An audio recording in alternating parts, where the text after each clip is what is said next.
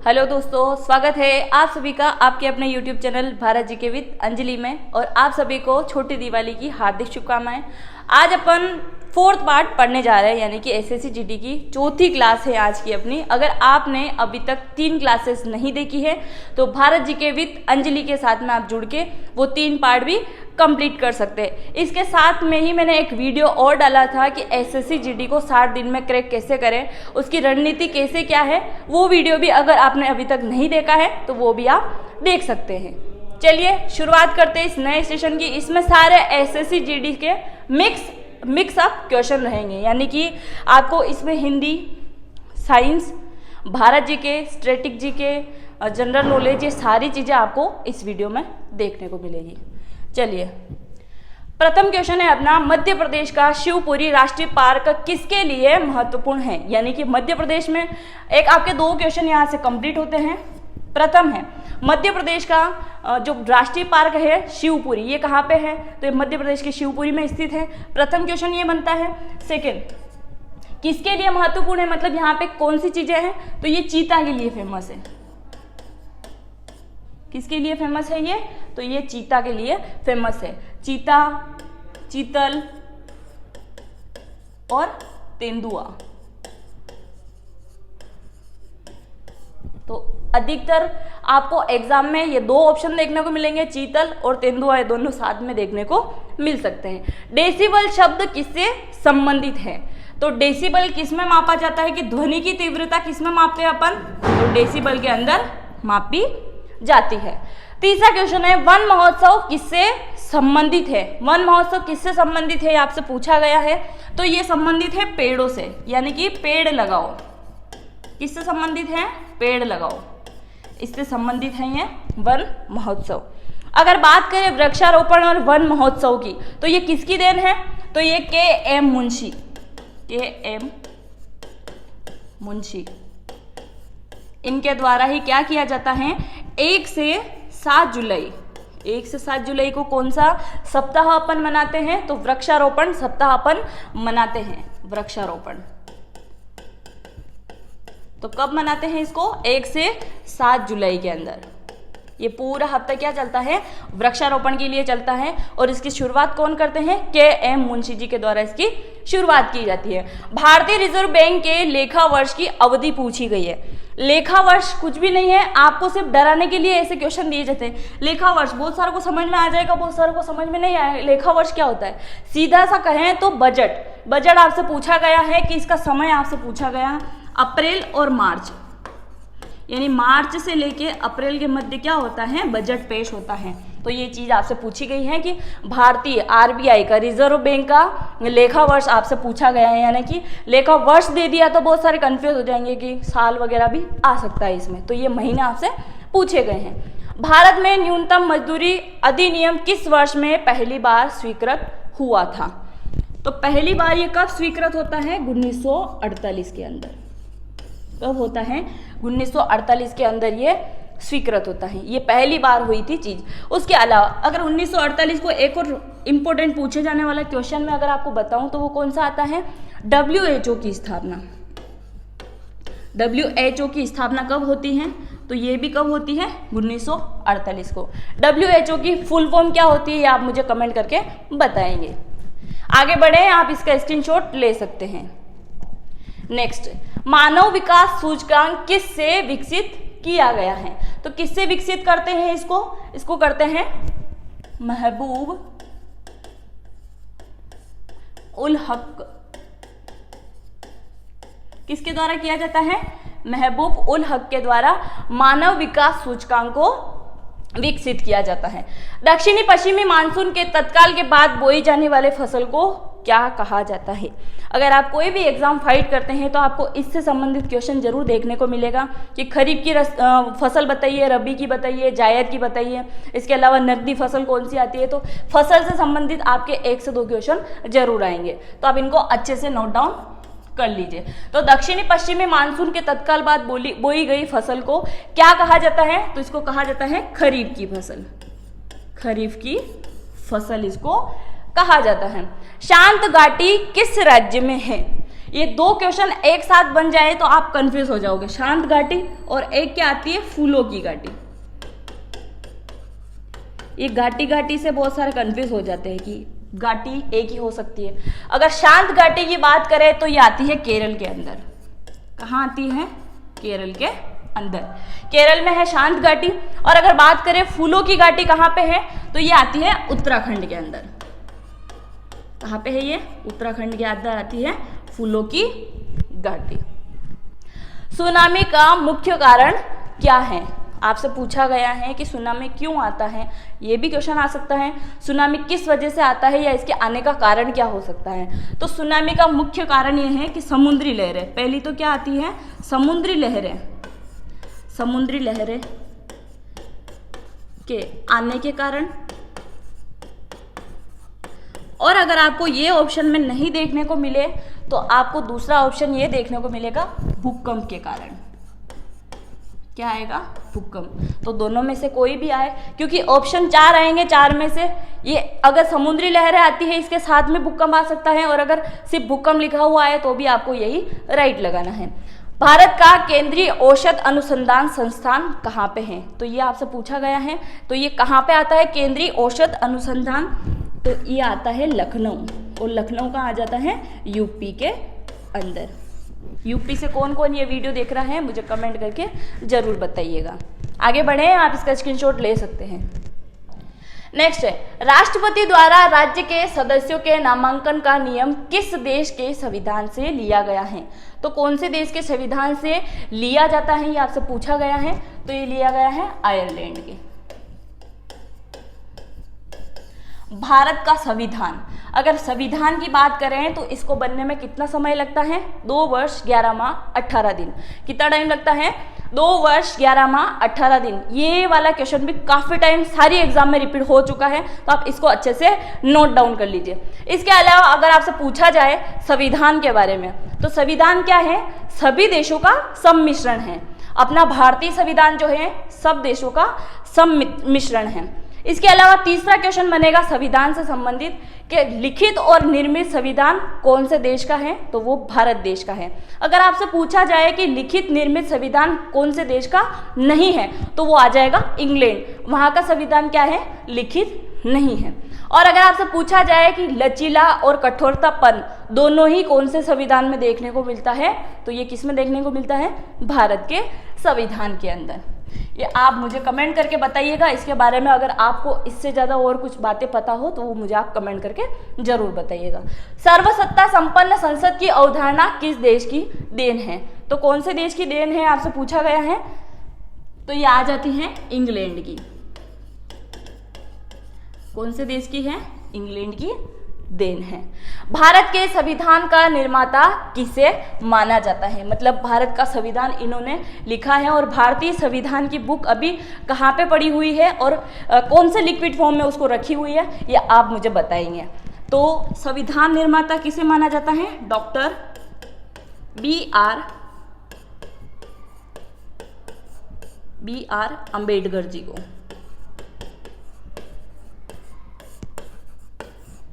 कहाँ के हैं ये, तो ये आते हैं मध्य प्रदेश के महू से। भारत की आत्मा गांवों में निवास करती है, यह कथन किसके द्वारा कहा गया। भारत की आत्मा हमेशा ही गांवों में निवास करती है, शहरों में नहीं। ये चीज किसने कही थी, तो ये कहते हैं गांधी जी।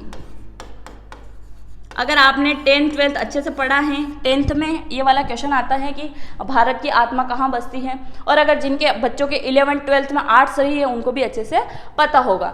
और आपसे गांधी जी से संबंधित भी बहुत सारे क्वेश्चन एग्जाम में देखने को मिलेंगे। अगर इनके आंदोलन आपसे पूछे जाएंगे, इनके आंदोलन से संबंधित क्या क्या क्वेश्चन बन सकते हैं, कौन सी तारीख को ये शुरुआत होते हैं, कौन सी तारीख को स्थगित होते हैं, कौन सी तारीख को बंद कर दिए जाते हैं, आंदोलन में क्या क्या घटना होती है, इसका मुख्य सचिव कौन कौन होता है, या इसके अलावा इसके संस्थापक कौन रहे हैं, ये कहाँ से कहाँ, मतलब कौन से राज्य से कौन से राज्य तक चला है। तो ये सारी चीज़ें आप अच्छे से नोट डाउन कर लीजिए। और अगर गांधी जी से संबंधित इंपॉर्टेंट क्वेश्चन की अगर आपको बेच चाहिए तो मुझे ज़रूर बताइएगा, मैं पूरा इसके ऊपर एक वीडियो बना दूंगी जो हाल ही में क्वेश्चन पूछे गए हैं।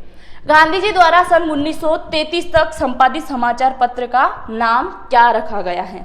ये क्वेश्चन आपको काफी टाइम देखने को मिला होगा, इसको आप वीआईपी लगा लीजिए। तो यंग इंडिया, यंग इंडिया द्वारा। क्लियर है? आप इसका स्क्रीनशॉट ले सकते हैं। आगे बढ़े। नेक्स्ट, भारत सेवक समाज की स्थापना की थी, तो किसके द्वारा की गई थी? तो ये इसकी स्थापना करते हैं गोपाल कृष्ण गोखले, गोपाल कृष्ण गोखले। ये प्रमुख समाज के संस्थापक भी एग्जाम में आते हैं। विटामिन ई का अच्छा स्रोत क्या है? विटामिन ई का अच्छा स्रोत अगर पूछा जाए तो आता है ताजा और हरी सब्जियां।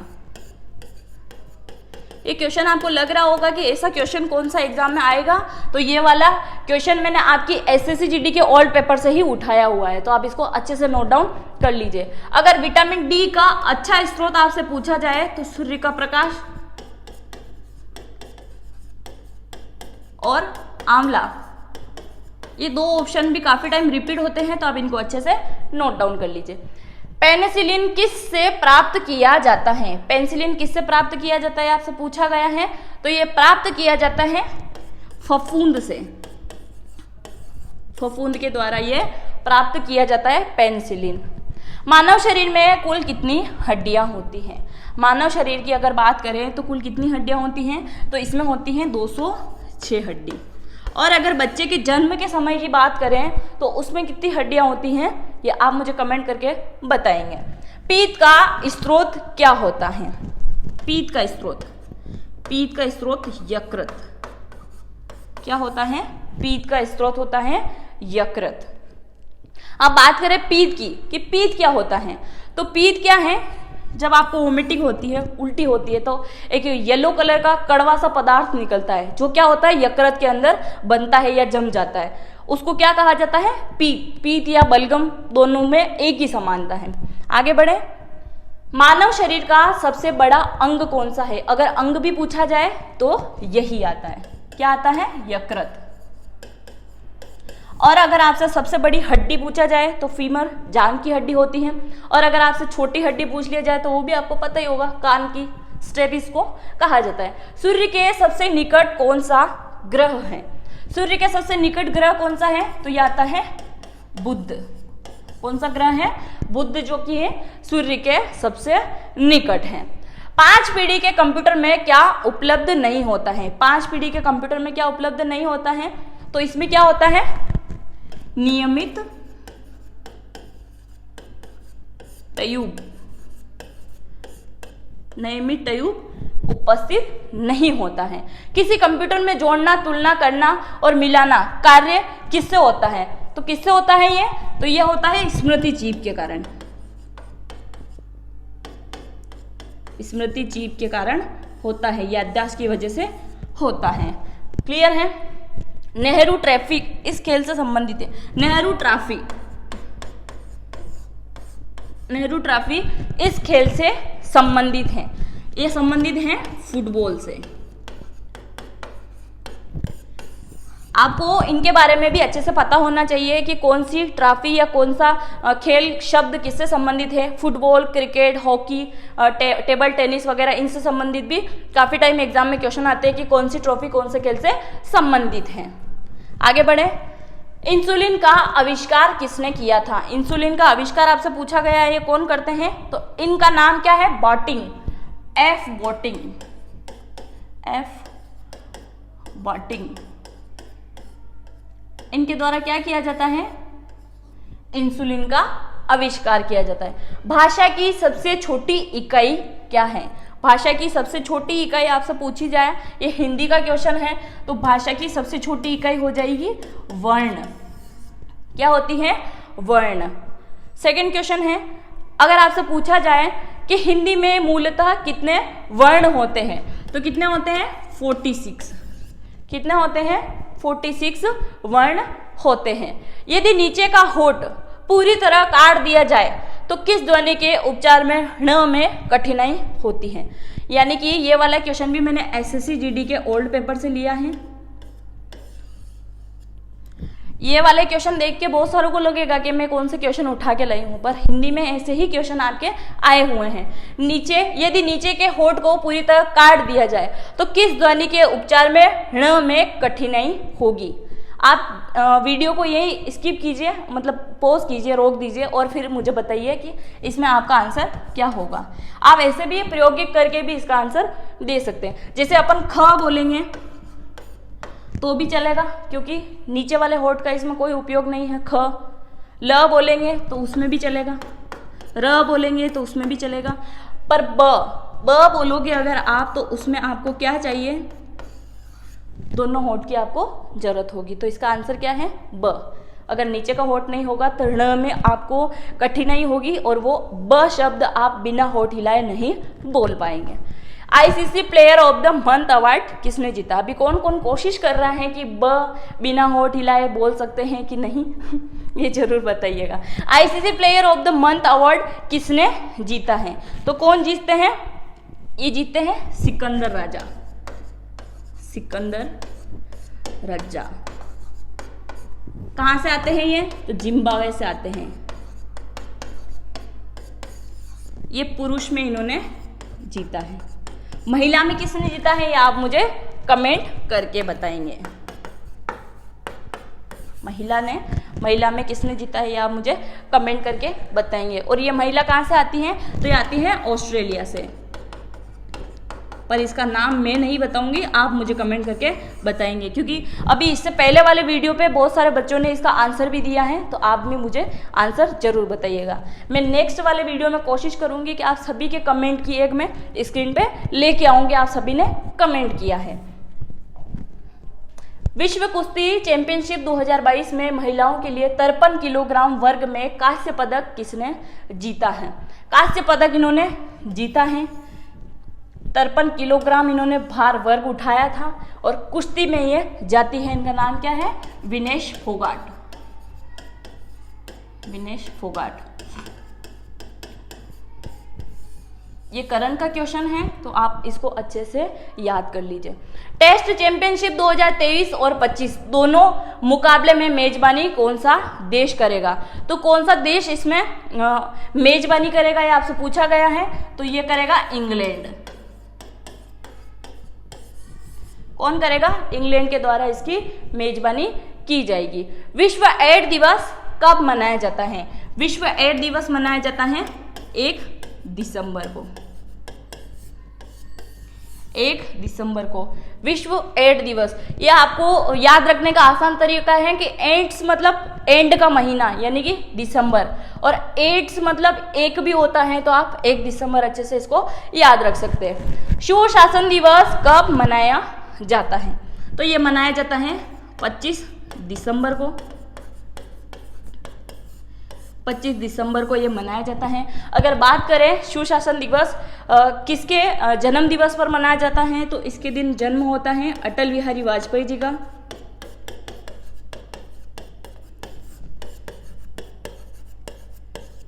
अटल बिहारी वाजपेयी जी का, तो 25 दिसंबर इनके जन्म दिवस पर मनाया जाता है सुशासन दिवस। कौन थे ये, तो ये प्रधानमंत्री रह चुके हैं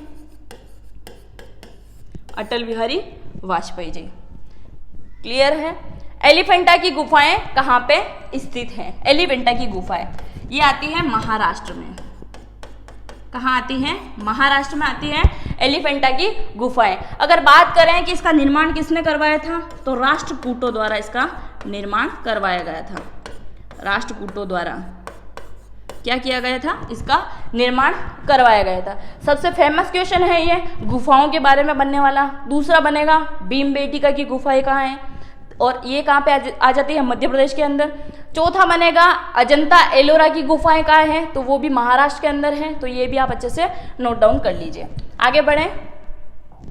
नेक्स्ट, दिलवाड़ा जैन मंदिर कहाँ पे स्थित है। दिलवाड़ा के जैन मंदिर बहुत प्रसिद्ध हैं। यहाँ पे क्या है, बड़े बड़े 5 मंदिर बने हुए हैं। कहाँ पे, दिलवाड़ा। ये कहाँ पे आ गया है, तो ये आ गया है माउंट आबू में। माउंट आबू।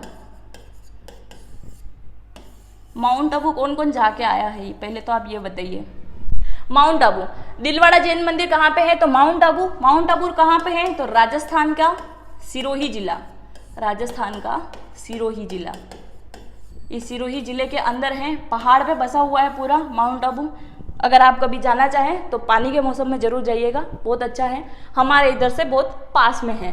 तो माउंट आबू राजस्थान के सिरोही जिले में है। दिलवाड़ा के इसमें 5 जैन मंदिर बने हुए हैं और इसके अंदर एक यहाँ पे एक झील भी है। झीलों का अगर आपने वीडियो देखा है, मैंने कंप्लीट करवा दिया, तो यहाँ पे कौन सी झील है राजस्थान की सिरोही जिले में, या आप मुझे कमेंट करके बताएंगे, क्योंकि इसके बारे में मैं आपको पढ़ा चुकी हूँ। तो यहाँ पे एक झील भी है। महाबलीपुरम के स्मारक कहाँ पे हैं? महाबलीपुरम के स्मारक आपसे पूछे गए हैं कि कौन से राज्य में ये आते हैं, तो ये आते हैं तमिलनाडु में। कहाँ पे आ जाते हैं ये? तो तमिलनाडु के अंदर आ जाते हैं। यूनेस्को की सूची में भारत कितने स्थान पर है? तो अगर बात करें यूनेस्को में, तो सबसे फर्स्ट नंबर पे कौन आता है? अमेरिका। दूसरे नंबर पे आता है चीन। तीसरे नंबर पे आता है जापान। और अपने अगर भारत की बात करें कि यूनेस्को की विश्व धरोहर सूची के अंदर अगर शामिल होने का भारत को कितना स्थान प्राप्त है, तो ये 5वें नंबर पे आता है। और कितनी यूनेस्को धरोहर है इसमें? तो इसमें है 35। अभी और बढ़ चुकी होंगी, ये 35 है। आप लोग मुझे कमेंट करके बताएंगे कि भारत में कितनी रामसर साइट है। एनसीसी का आदर्श वाक्य क्या है? एनसीसी का आदर्श वाक्य आपसे पूछा गया है, तो इसमें क्या आता है? एकता एवं अनुशासन। एकता एवं अनुशासन किसमें आता है? एनसीसी के अंदर। एनसीसी में क्या कार्य होता है? तो इसमें क्या होता है? युवक और युवतियों को, इनको किसके लिए प्रेरित किया जाता है? तो आहर्ता, देश की रक्षा के लिए, देश के लिए इनको सिखाया जाता है। तो इनकी थीम कहें या आदर्श वाक्य कहें, तो दोनों ही क्या है? एकता और अनुशासन इसमें दिया जाता है। अलकनंदा एवं मंदाकिनी नदियों का संगम स्थल आपसे पूछा गया है कि दोनों की दोनों नदियों का संगम स्थल कहाँ पे होता है? तो ये होता है रुद्रप्रयाग में। किसमें होता है? रुद्रप्रयाग के अंदर होता है। क्लियर है? आप इसका स्क्रीनशॉट ले सकते हैं। आगे बढ़े।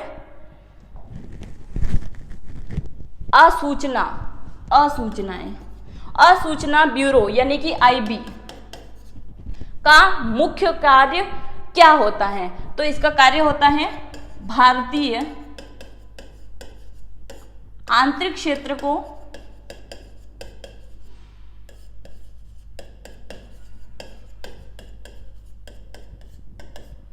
सुरक्षा प्रदान करना। या आपसे पूछा जाए कि आंतरिक सुरक्षा देना, दोनों ही एक ही बात है। द्रविड़ शैली में निर्मित सबसे बड़ा भव्य मंदिर कौन सा है? द्रविड़ शैली में निर्मित कौन सा मंदिर है? तो ये आता है अंकोर वाट का मंदिर। अंकोर वाट का मंदिर ये कौन से राज्य में है? या आप मुझे कमेंट करके बताएंगे कि अंकोर वाट का मंदिर कौन से राज्य के अंदर आता है। द्रविड़ शैली में निर्मित है, इसको आप वीआईपी लगा लीजिए। ये शैलियां भी काफी टाइम एग्जाम में आती हैं। नागर एवं द्रविड़ शैली से काफी टाइम एग्जाम में क्वेश्चन आ चुके हैं। भगवान बुद्ध की 31 फीट ऊंची प्रतिमा स्थापित की गई है। तो भगवान बुद्ध की प्रतिमा लगाई गई है, वो कहाँ लगाई गई है? तो ये लगाई गई है म्यांमार में। म्यांमार देश के अंदर क्या लगाई गई है? भगवान बुद्ध की प्रतिमा लगाई गई है, जिसकी ऊंचाई क्या है? 31 फीट। पेंडुलम घड़ी तीव्र गति से चल सकती है। पेंडुलम घड़ी, क्या कोई सी भी घड़ी हो तो वो तीव्र गति से कब चलती है? जब शीत ऋतु आती है, यानी कि सर्दी का मौसम आता है तब शीत ऋतु। तो क्या करती हैं? घड़ी भी अपनी स्पीड पे भाग जाती है। जब कोई वस्तु ऊपर से गिराई जाती है तो उसका भार क्या होता है? वस्तु अगर आप ऊपर से गिराओ, नीचे से फेंको, इधर से मारो, उधर से, तो सेम ही रहने वाला है, उसका भार कभी भी अपरिवर्तित नहीं रहेगा। तो इसका आंसर क्या होगा? अपरिवर्तित।